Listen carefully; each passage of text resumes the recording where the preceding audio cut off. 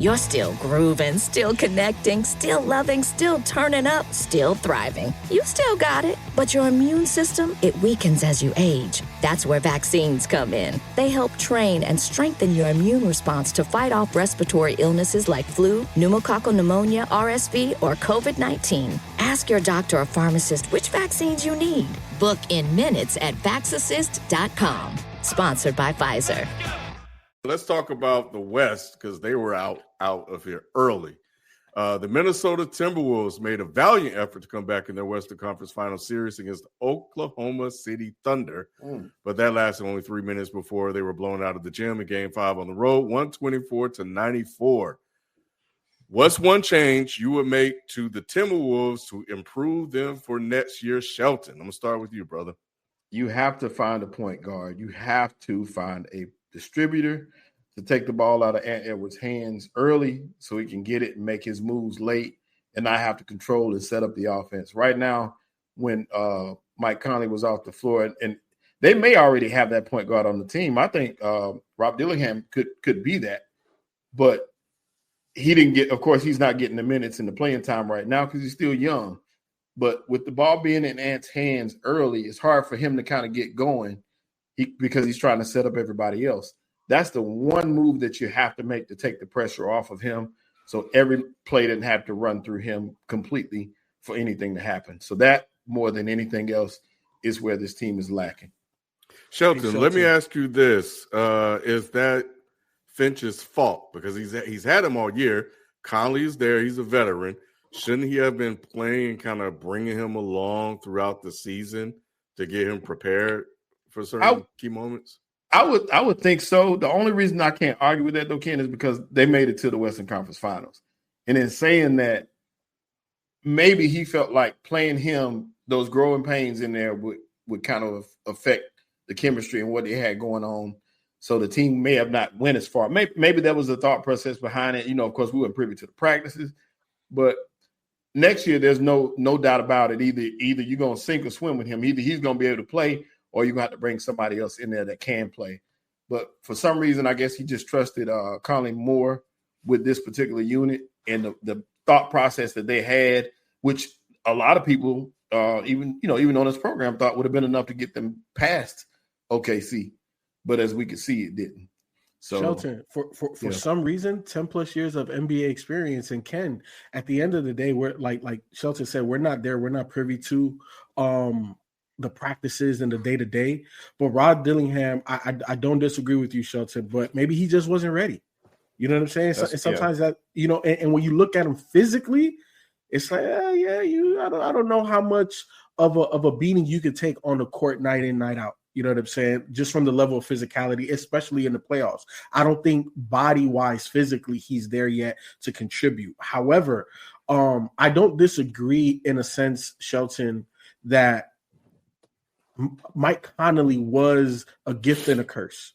You needed his NBA experience and wisdom, but you needed him to make shots. There's a montage that I saw when the ball was getting rotated to Mike Conley and how many shots he missed. So for me, I don't even think it's a point guard per se.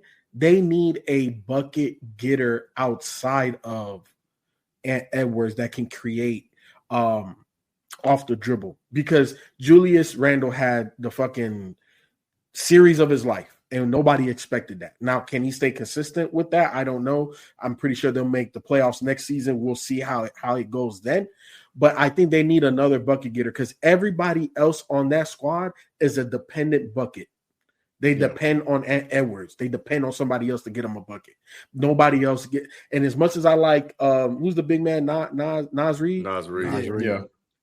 Where the hell was he at? He is 6 man. That's what he showed. That's what he should be. Oh, one last thing, real quick, Lou. The only thing I was going to say is Rob Dillingham did have a sprained ankle, and he missed that first series, so that may have had an effect on him in the playoffs.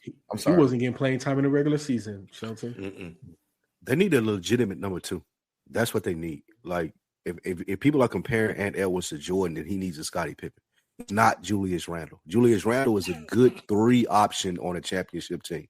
He's not – like, he can't be your second best player. If Julius Randle is your second best player, this is what you get every year for the Timberwolves. But so what you're saying, they just need a Scottie Pippen? That's your he needs a number two. Like he needs a Robin. He's Batman. We've established that he may not be the face of the league. He may not be top 8 like we're talking about later, but he has established that I am a superstar on a team. But he needs a number two, and he doesn't have that. I can't go into another season expecting Julius Randle to be the second best player on the team. You're never going to make it where you're trying to get. And that's no disrespect to Julius Randle. He just don't got the skill set to do that. We seen that in the game where we thought Ant Edwards was passive, when Julius Randle only had 5 points. Like that doesn't happen from a legitimate number two. You can look at D Wade, you can look at Scottie Pippen, Kobe or Shaq, whoever you thought was the number two there. Like if Batman is struggling, then Robin has to come through. And so Julius Randle just not that dude. So you saying they should make a move for Giannis? I don't know if they need to do that. Giannis is a number one. He ain't right. He ain't coming in to be Robin. At that point, you put Anthony Edwards at 2. At that point, you put that's not a problem. That's not a problem. Would have to be a number. You got 1A, 1B. I wouldn't disagree with it if I'm Minnesota. That's cool. It's not 1A, 1B. But Giannis is not a number 2. Yeah, Giannis not a number 2, and he's not a 1A or 1B. He's 1. If Giannis goes to Golden State, he's number 2. What did you know? Giannis on every team in the NBA. Why would you say that? Not at this age for Steph Curry. That's not true. He's still not. If Giannis go to Golden State, ask Mr. Golden State. Ask Steph Mr. would defer to. Yeah, Steph would defer to Giannis. Ask Mr. Golden State right now. He deferred to Kevin Durant. Who's number one if Giannis goes to Golden State? Is it Steph or is it him? Giannis is number 1. Thank you. Yeah.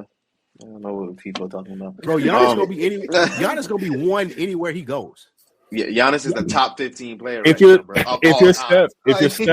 are Steph, you want Giannis to be number 1. Yeah, you want him to be number 1. Yeah, that's what I'm saying. He gonna let him. I'm better if he's Batman. That's he can be free at that point to do what he does. He'd be like really an ultra version of what, because he's younger than LeBron. What LeBron is to Luka right now. Like Luka's gonna be number 1 next year, and I think he was number 1 towards the end of the season. This past season, so didn't help him. You gotta have a big man to go with that. So you gotta have a good diet too. He's skinny now, Nick. So what about you, Nick? What do you think about the Timberwolves? They want us to just slander Ant-Man, and you was trying to lead the charge last weekend. Don't let I let you off the hook on that. We get to Ant-Man next. They want to slander Ant-Man. I would say this for the Timberwolves. I don't even fuck with this dude either. But like Lou was talking about, they need to get a Scottie Pippen or a solid number 2. And my question was, who is in the market right now that is willing to give up a number 2, or if there's a number 2 available? I don't see that happening. Either you gonna get it in the draft or you're not. I don't think Kevin Durant is what they need, because they need direction. That's exactly they have. They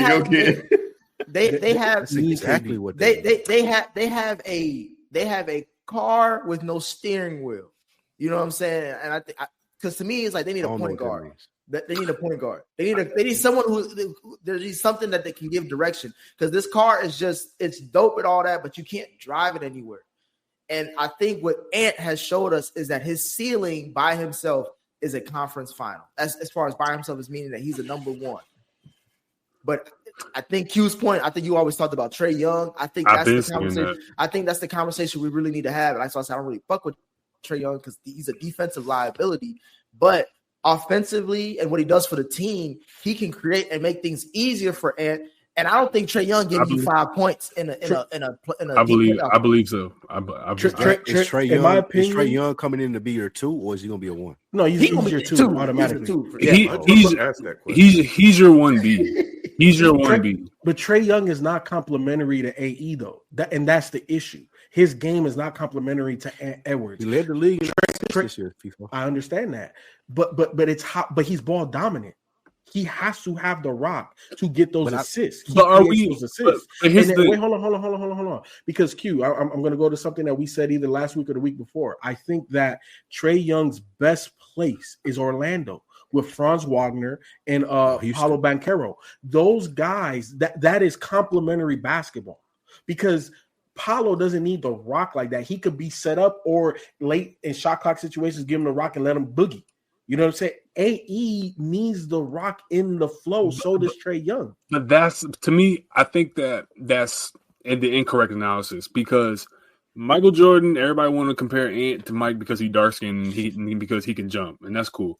But really, the only reason? To me, I mean, I don't see Mike at all in his game. To me, I always see Ben Gordon when I see AE. Like, personally, that's not disrespectful. That is not disrespectful. That is not disrespectful. I'm just talking about his game. I'm not talking about his ceiling or where he's going to be at the end of the year. I'm just talking about how he plays the game. Like, Ben Gordon was a heater, bro. The same way AE, he's like a supreme version of that build.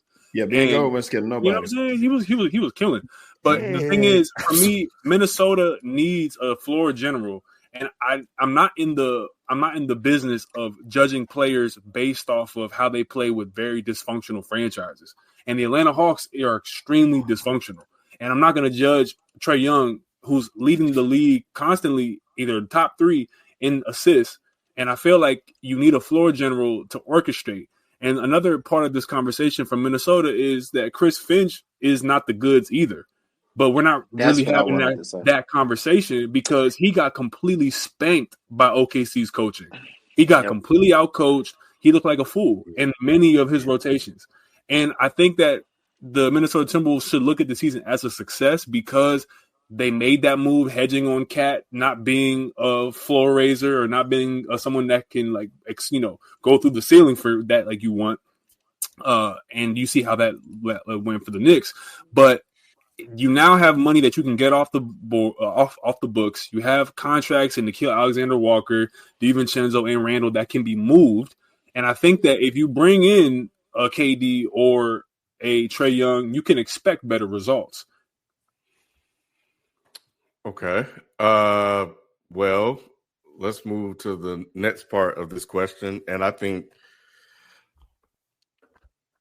my assessment of one change that the Timberwolves need to make next year, I think, is for Ant to play fucking better in the Western fucking Conference Finals. Show the fuck up, because he did not. He got cooked, and he's supposed to be the guy. So, based on this series, did Anthony Edwards remove himself from the top 8 in the face of the league discussion? No, I don't think he removed himself, but I think we're questioning it because at the end of the day, he has a sensational regular season and then a pretty good postseason like he did this year. He's right back at it, Ken. It's not like he's out of the circle. He's just halfway in, halfway out. Go ahead. I was just gonna say he is right. It's gonna sound like I'm on Bale's Bosman. He is right at where he needs to be. In my He's 23. He may be above where he needs to be, honestly, or he should be, because through everybody's journey that we talk about, because I see all the comments, Ken. I see all the comments. You can shake your head all you want. I see all the comments.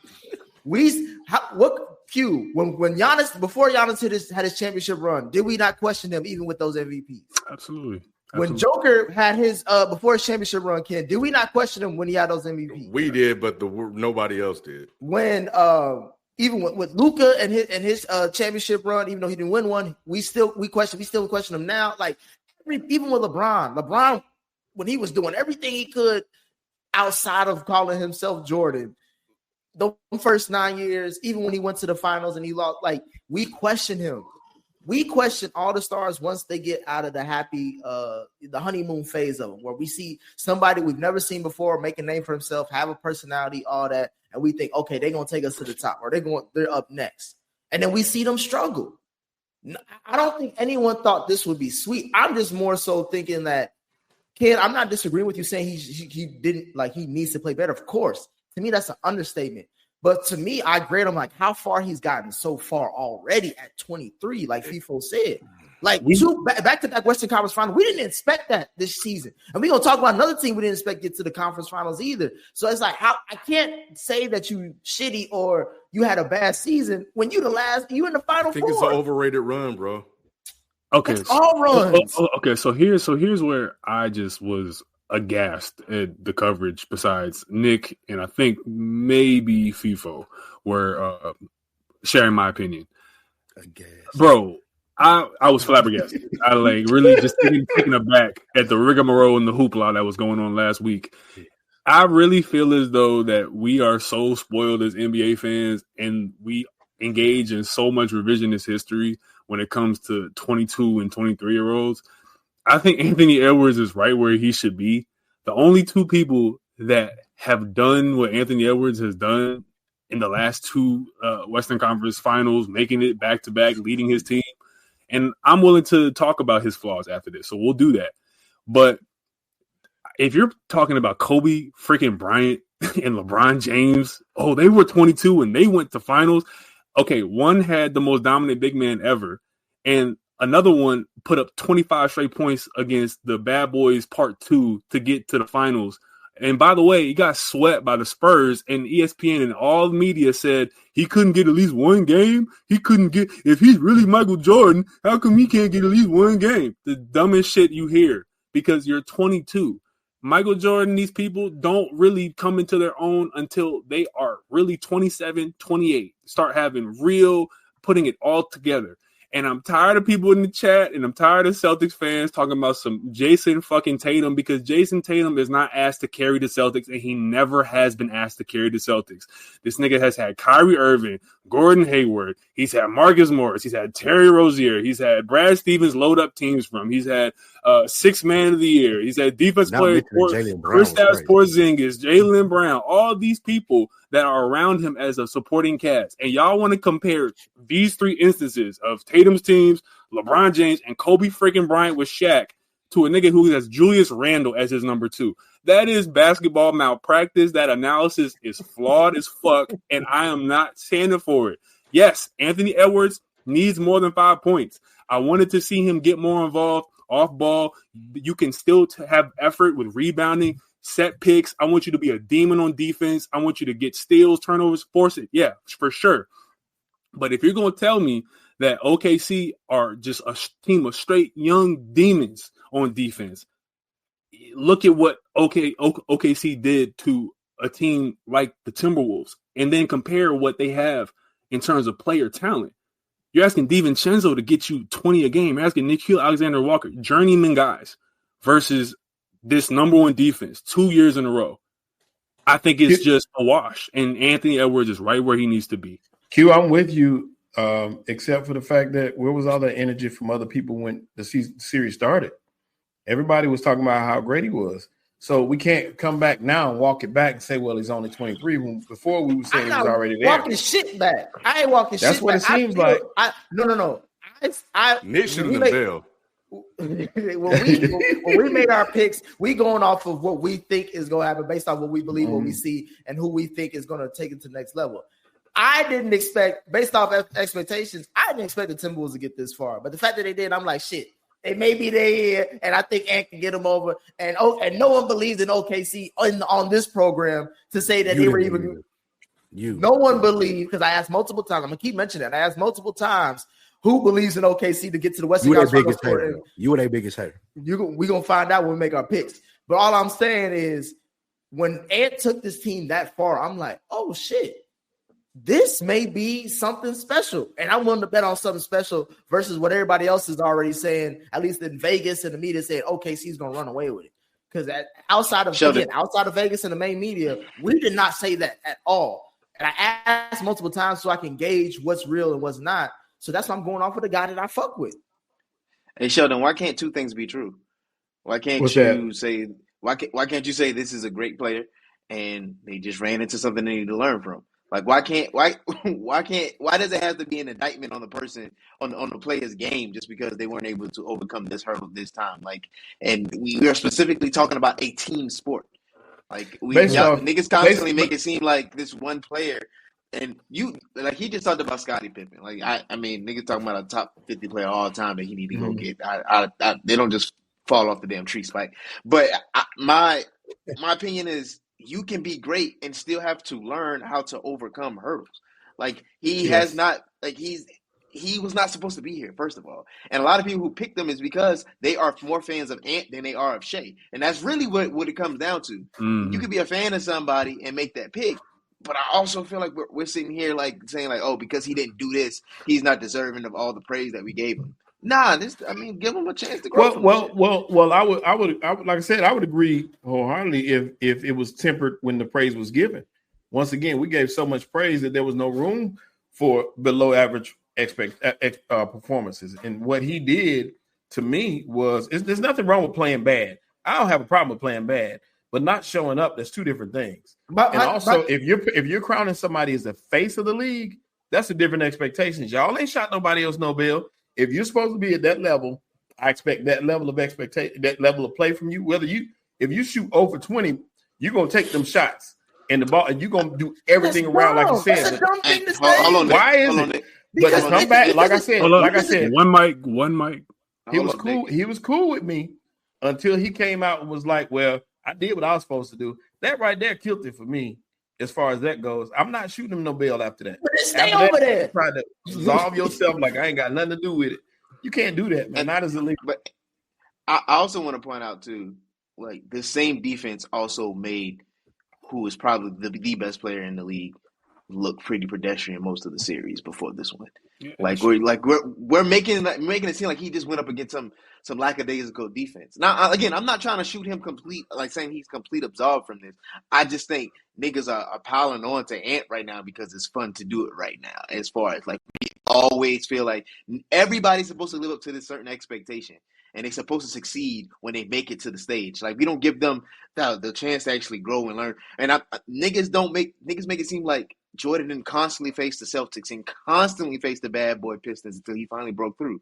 Yeah, like he lost those games, but he battled in those games. It's two different things. I was going to say the difference in that. That's what I'm saying. Even when you mention Kobe and a young Kobe, you talk about those air balls in Utah. It was like he still went down swinging though. The problem that people have with Ant is he didn't even try.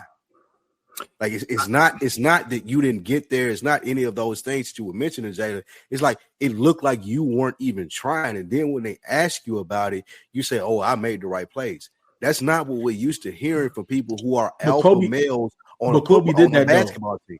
Kobe did that against the Phoenix Suns.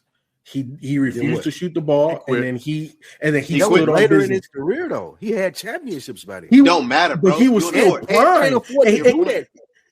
Ant can't afford to do that right now. No. We're not doing that, Spike. We're not doing that. What? We're not doing that because now you're holding a great, a bona fide legend to a different standard, to a guy that you're talking about right now, when they should be held to the same standard. If we're projecting that is the trajectory of Ant Edwards, we can't say, oh well, Kobe already. No, wait, hold on, bro. You already spoke. You already spoke, and you put your foot in your mouth, and I'm just trying to help you take it out. So let me do that for you. Appreciate it. Appreciate the pause. With you into there, but nonetheless, look. Look. Proceed. At the end of the day, Ant Edwards does need to get better. Ant Edwards does have to have a better finals or a better end to his season, right? And go down swinging. At the end of the day, we can attribute a lot of those things to either the personnel, the coaching, and his age. Like Jalen said, two things can be true. He can be great and still have to learn how to overcome. Mentality. What about mentality? I don't think we have to question his mentality. We have to question. Wait, hold on. We have to question strategy. And strategy from not only wait, hold on. It's not a cop-out. I'm giving you facts. It's not just a strategy from it. I'm trying to explain it. It's not just strategy of you learning how to get your shots, exactly how and when to get your shots, to control the flow of the game, that everything goes through you, but it's also the coaching and putting the others in the positions to help contribute to that. And we know that, first of all, he doesn't have the second best player, is not up to par to get beyond a stacked team like OKC. That's number one. Number two, somebody mentioned it, where he got thoroughly outcoached. Finch got thoroughly outcoached. And then the strategy. Did I not say, I forgot what game it was, but we did the show like right after the game, and I was saying they need to move Edwards off the ball when they put Caruso on him, and it was like, bro, you barely getting past the 3-point line, you're not getting nothing. They need to move him off the ball and get the ball to him in positions to score versus him creating it. That's strategy, bro. Two things can be true, Doc, though. Ant is extremely talented, but B, he's not top 8. Y'all overestimated where he was at this moment. Who's your age, Sheldon? All right. Who's your age? Hold on. Track's agenda said we all pick Minnesota regardless of all of these takes. Nah, hell no. I didn't pick Minnesota. Yeah, I picked the Lakers to beat. I thought Ant mentality was different. I thought it was different. Yeah, but regardless of what people say, I picked OKC, but I definitely thought Ant was going to. Me and Ken the only ones picked OKC. I picked OKC. I picked Denver over OKC, but I picked OKC over Minnesota. But okay, well, now we need to talk about SGA because he didn't have any issues. I didn't see him having any issues at all. Because the refs helped him out. That's the mentality that you want. Hey, and who's their second best player? Who's their second best player? Who's their fucking rock? They got a plethora. They got a plethora of dudes. Williams their second best player. SGA is 26, so I feel like like that 3-year difference, it matters, bro. It's a lifetime in the NBA, bro. You know, at 23, SGA was learning the game. True, he was not where he is. It was a story out just recently with Patrick Beverly telling SGA, like, "Nah, you that dude," and SGA didn't even have it in his mind. It was like when he was 23 years old. You talking about AE? You mean Anthony Edwards? You know, Patrick Beverly played for the Clippers with SGA and Patrick Beverly. Patrick Beverly. Patrick Beverly went up to him and told him, like, "Bro, your mentality needs to be that I'm a superstar," and SGA did not have that mentality. And I think that kind of goes to what we were talking about. Well, he's Canadian. So did SGA prove himself to be the best player in the NBA during this postseason? No. Hold on. Before y'all do that. For Ken to bring up that point is kind of crazy, though. Because literally last year, you was the one dogging SGA because he didn't make it past the second round against Denver. So you can't have it both ways. It's a different year, Jalen. No.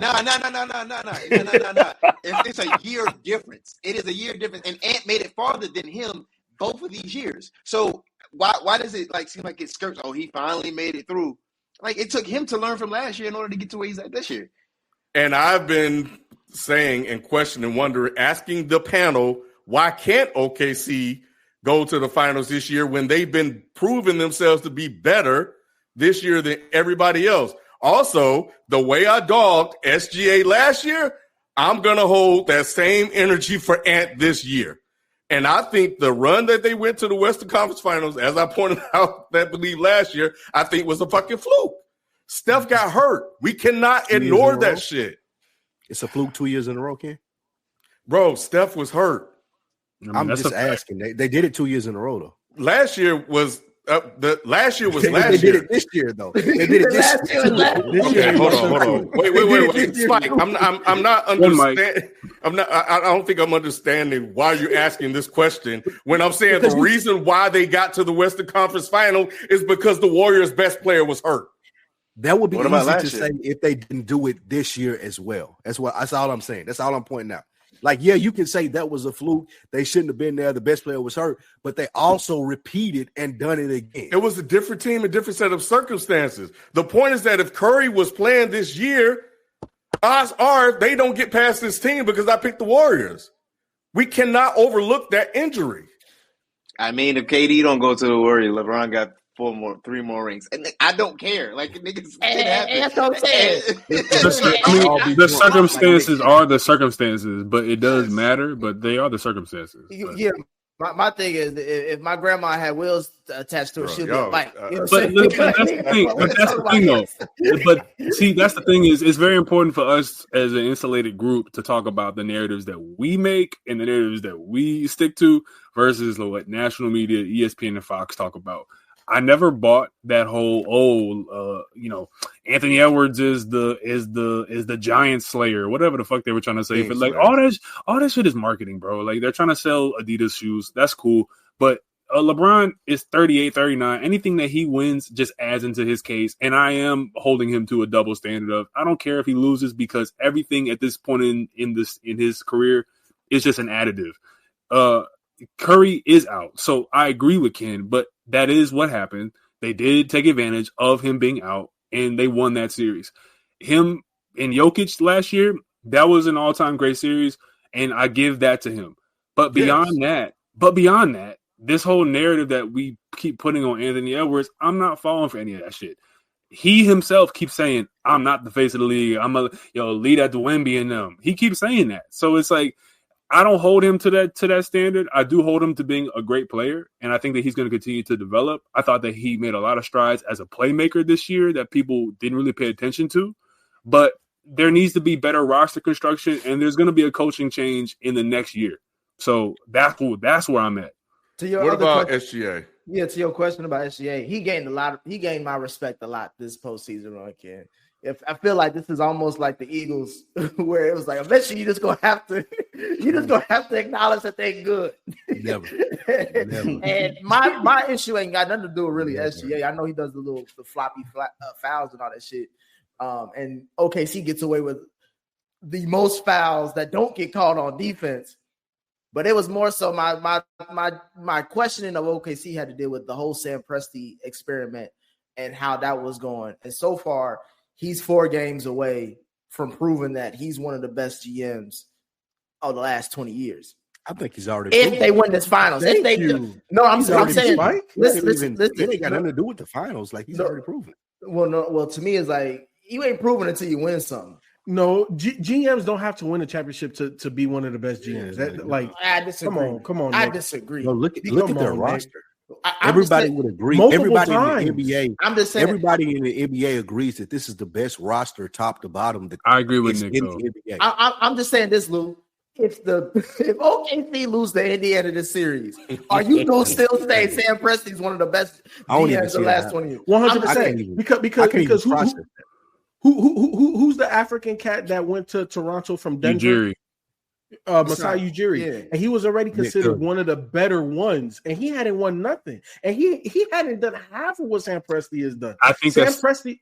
Hold on, Q. Sam Presti has drafted 3 MVPs and traded for one before he was an MVP. And then if we're talking about your favorite word, Nick, development. Look at all of the guys that have been developed at OKC. Right. Like in that first step, dudes like Perry Jones, dudes like Thabo Cephalosha. Like we had dudes that developed to their max potential in that system, and he's done it multiple times over. And not only draft guys, but trade for. You can't talk Sam Presti. I just want to say one thing, Lou, and somebody can agree. Lou, I hope you say it, Nick. Because to me, and I don't know if you think where I'm going with this kid. To me, it's like if you're around a lot of bad bitches, but you don't hit none of them. Right, it's like to me, it's just like that's Sam Presti right now. FIFA, he got all these bad bitches, and you ain't been with none of them. But hey, when you dropped the MVP, you been with one of them. All I was gonna say, I need at least the ring. All I was gonna say is that Masai's Nick is right. We looked at Ujiri different when they won the title. Exactly. Well, yeah, Scott Brooks, Billy Donovan. Masai didn't have every like he hadn't done what Sam Presti has half done. Masai never drafted an MVP. I'm just saying that when he won a title, that's when people started to give him a lot of props. Of course, I think y'all. I'm not saying. Go ahead. Real quick, I was just gonna say I think y'all putting that title stuff way too high for a GM when they got a lot to do with coaching and players. If I draft Kevin Durant, if I draft James Harden, Russell Westbrook, Chet Holmgren, like I've drafted all of these players. I traded for SGA. He's done his job, bro. He's done his job at an elite level. No, I ain't got shit to do. How do we look at the Phoenix Suns? What do you mean? Guys, I feel like what the case of Sam Presti is he's cemented himself as a great drafting GM, but I think history parses that out. Like, well. I feel you, but that's drafting really. And I think what history does is history separates guys that have really good drafting and really good player development skills versus guys that have that and they also win mad championships. And I think that there is a second category. Give me an example. Name one. Okay, the Spurs GM. I think that him having RC Buford. I think that RC Buford has cemented himself not only as a development guy. Also had the greatest coach of all time. It don't matter. I feel you. I feel you. But didn't RC Buford in that group either come together at the same time, or he promoted Pop from within, from not being a basketball player, from not being a basketball guy? Y'all are taking points away from Sam Presti because he has. I'm not though. I'm saying that a ring cements the fact that all that development led to the ultimate goal. If we're going to criticize the players for being 23 and not getting to the fucking finals, then I'm going to criticize the GM who has the ability to draft all these MVPs, and there's nothing to show for it besides, Presti's in a what if category right now. A lot of guys in 20 years, yes, he is. If he doesn't win a championship, do you realize that there will be documentaries talking about the what if Thunder? Man, what if they just beat they were favored to beat the Heat in 2012 and they didn't. We were doing that to Boston. They're going to be worse. They're going to say it's a Seattle curse. I'll say this. Look, like if there's a proverbial line that crosses you into this GOAT territory of GMing, a championship does move you across that line way faster. But you can get across that line without a championship. And all I'm saying is that Sam Presti has crossed that line, not only because of the guys that he's drafted and also the roster construction, also the guys that went undrafted, a la Lou, if you ask a GM what is the job description, is what Sam Presti has done. Facts. No, it's not. Let's revisit this conversation when the finals are over. I know we gloss over SGA. We gloss over SGA. SGA deserves his props. He's an MVP. First time as an MVP in the finals since Steph did it in 2015. Steph did it last. I know back then. So shout out to SGA. He earned my respect. But I'll be damned if you want me to give respect to a GM that ain't got no ring or rings. Fuck out of here. The whole point is to build a championship roster. That's what the whole point is. He's built some of the greatest teams of this generation. And what they win, Lou? Besides your respect. In terms of talking about SGA, I will say this. I feel that he has finally mastered his game. I don't like some of the calls that he gets. I feel like they bail him out a lot, but that's not to take away from his skill set and the mastery of the mid-range game and the herky-jerky game that he has. It's a more beautiful Tyrese Halliburton type of game where it's unfiltered, unkiltered. Like you really can't coach it; you just perfect it if that's your game, and he's done that. So I definitely give him props. And he's overcome, and then. Big gesture when he won the MVP, getting the whole team rollies like that. That's what a class guy does. So shout out to y'all. Don't be wasting y'all time arguing about questions that we didn't ask, and now y'all want to ask. Ken froze up on it. You see? Ken, you froze. See what happens? He froze up on that dig he was trying to do. No, but he asked, do we think that SGA is the best player in the NBA? I still can't give him that yet. Who you got? I personally just side with Jokic because for him to push that Thunder team to 7 when they had really 3.5 guys serviceable at any given point, with Mike Malone and the GM getting fired right before the season. I mean, right before the postseason, I got to give Jokic number 1 personally. Just seeing what he was able to do, I think Giannis. Where is SGA ranked for you? For me, he is top 3? 5. To me, he is top 5. Like I think he's definitely top 5. He could be. He could be 3. You got Giannis. I got Giannis, and then I wouldn't be mad if you say SGA is right there. So like, the only reason, and I agree with you, Q, and I put him second or third too, and I agree with you because I feel like this team would still be a playoff team if he wasn't on it.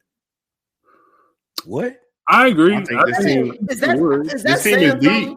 Is that what I'm saying? Yes, yeah. What I'm saying is go to me and FIFO point with Sam Preston.